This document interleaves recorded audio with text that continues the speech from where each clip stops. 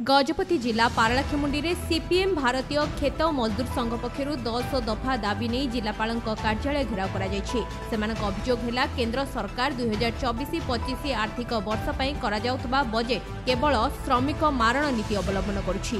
Budget रे श्रमिक एवं मध्यवित्त स्थिति को विचार को निया जाय नथिबा अभियोग करिछि भारतीय खेत मजदूर संघ।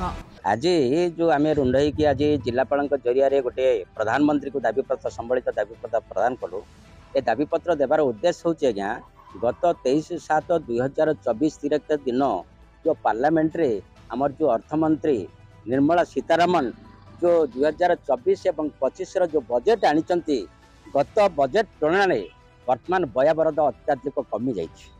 तेणु आम खेत मजदूर यूनियन एवं ग्रामांचल श्रमिक एवं ओडिशा कृषक सभा तरफ एटा निंदनीय करुचो एवं आम दाबी करुचो जे जो बयाबरद कमी से बयाबरद 2 वर्ष को आउरी 2,00,000 लक्ष कोटी टंका बढ़ाई आम ओडिशा खेत मजदूर यूनियन एवं ओडिशा कृषक सभा एवं ग्रामांचल श्रमिक माने दाबी करतु। ता सहित एनआरजी काम जो 200 दिन वार्षिक 200 दिन काम एवं दैनिक 600 टंका मजूरी देवा सहित जो कार्ड गुड़ाक माने ये जो एनआरजी कार्ड गुड़ाक रद्द करछंती सेटा को कार्यकारी करके लोकों को काम जगाई दाबी कर सहित जो मानकर भूमिहीन लोकंर बासगृह नहीं ये बासगृह जगाई दाबी करछो एवं खेत मजदूर यूनियन जोटा कि 60 वर्ष उर्ध्व हो जाइए वयस्क हो जाइए से पेंशन 5,000 टंका देवाई आम दाबी कर सहित दलित एवं आदिवासी वर्गर छात्र छात्री मान को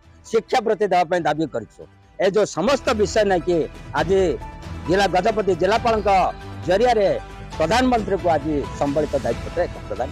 आगामी दिन में जदि सरकार एटा को न मानते एटा आम गजपति जिला पारलाखेमुंडी भारत तमाम आज 7 दिन मध्य गत 25 तारीख ठारू 7 दिन मध्य क्रमागत भाव में दाबीपत्र प्रधानमंत्री को बर्तन दि जाऊँ।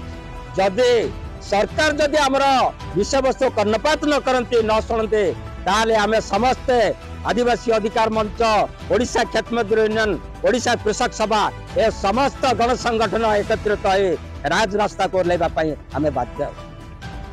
सेमानक दाबी हेला नरेगा रे वार्षिक 200 दिन श्रमिकों को काम जोगाइबा खेत मजदूर माननकु वार्धक्य अवस्था रे मासिक 5,000 टंका पेंशन आकार रे दिया जाऊ।